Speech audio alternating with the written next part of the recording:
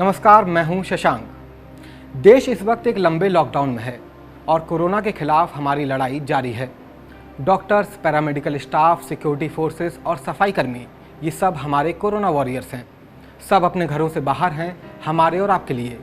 लेकिन कुछ लोग और भी हैं जो हमारे लिए ही अपने घरों से बाहर हैं, अपने काम पर मुस्तैद हैं। वे हैं किसान, जो हमारे लिए आज भी खेतों में डटे हुए हैं। अगर आप लॉकडाउन को कोरोना के खिलाफ लड़ाई में सबसे अहम हथियार मानते हैं, तो आपको ये भी मानना पड़ेगा कि लॉकडाउन के फैसले के पीछे किसानों की मेहनत का बड़ा योगदान है।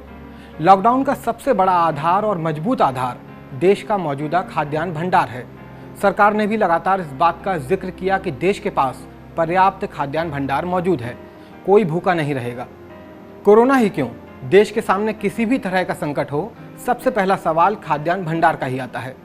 और इसमें कोई दो राय नहीं है कि भारत के पास मौजूद खाद्यान्न भंडार इन्हीं किसानों की मेहनत का नतीजा है। जब भी हम कोरोना वॉरियर्स का जिक्र करते हैं तो डॉक्टर्स, पैरामेडिकल स्टाफ, सफाई कर्मचारी और सुरक्षा बलों की चुनौतियां, उनके बेहतरीन काम की बात करते हैं। लेकिन इसमें किसान नहीं होते। खाना सबको चाहिए, चाहे स्वस्थ व्यक्ति हो, बीमार हो या खुद कोरोना वॉरियर्स हो, सबको। किसानों की पहले की गई मेहनत खाद्यान्न भंडार के रूप में देश के अभी काम आ रही है और लॉकडाउन में भी इनका काम जारी है। ये कहने में कोई गुरेज नहीं होना चाहिए कि किसान भी हमारे कोरोना वॉरियर्स हैं। अगर आप इस बात से सहमत हैं तो फिर ये आपकी हमारी जिम्मेदारी है कि ये भी जाने कि देश के किसान इस वक्त किन चुनौतियों से जूझ रहे हैं, खासतौर पर इस लॉकडाउन के दौरान। आपको जानना चाहिए कि हमारे लिए सबसे ज़्यादा ज़रूरी अनाज, सब्जियां, फल उगाने वाले किसानों के क्या हाल हैं।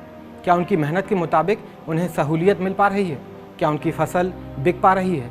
उसका दाम मिल पा रहा है? सच ये है कि मौसम की मार, सिस्टम की मार और लापरवाही की मार झेलने वाले किसान फिलहाल लॉकडाउन की मार भी झेल रहे हैं। शादी, विवाह समारोह, सारे धार्मिक स्थल, रेस्टोरेंट, होटल, ढाबे, सब कुछ बंद है। फूल उगाने वाले किसानों के लिए एक फूल भी बेच पाना असंभव सा काम हो गया है। उनके सामने अपनी मेहनत को बर्बाद कर फूल फेंकने के अलावा कोई दूसरा रास्ता नहीं है। दूध की खपत अचानक से कम हो गई है। जो बिक भी रहा है उसके दाम लागत से बहुत कम मिल रहे हैं। ऊपर से भूसा और चारे का दाम भी बढ़ गया है। सब्जी उगाने वाले किसानों की सब्जियां मंडी तक नहीं पहुंच पा रही, खेतों में ही सड़ रही हैं। उस पर भी हम और आप बाजार में ज़्यादा कीमत पर सब्जियां खरीद रहे हैं। कोरोना के दौरान अफवाह ने पोल्ट्री उद्योग को तो चौपट ही कर दिया है। सरकार ने तो खेती किसानी के कामों को लॉकडाउन से छूट दे दी है, पर उसका असर हमेशा की तरह कागज़ों पर ही ज़्यादा है। ऐसे ही जैसे लॉकडाउन से निपटने के लिए प्रधानमंत्री गरीब कल्याण पैकेज में किसानों का जिक्र था।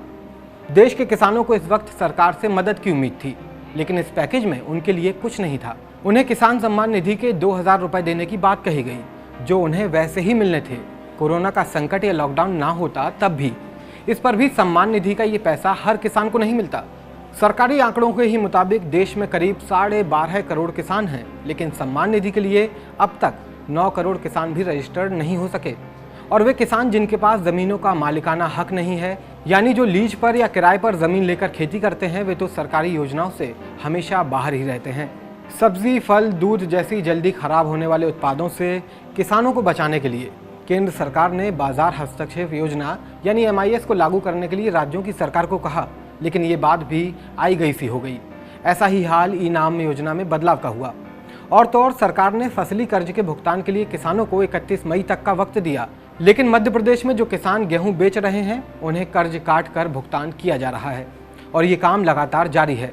कुल मिलाकर हाल ये है कि कर्ज लेकर खेती करने वाले किसानों को नहीं पता कि अब आगे क्या होगा।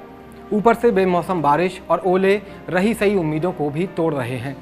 ऐसे वक्त में जब अर्थव्यवस्था और संकट में दिख रही है, तब गांवों को मजबूत करने और उनकी आमदनी बढ़ाने की सबसे ज़्यादा ज़रूरत है। लेकिन सरकार क्या इस तरफ ऐसा कुछ काम कर रही है?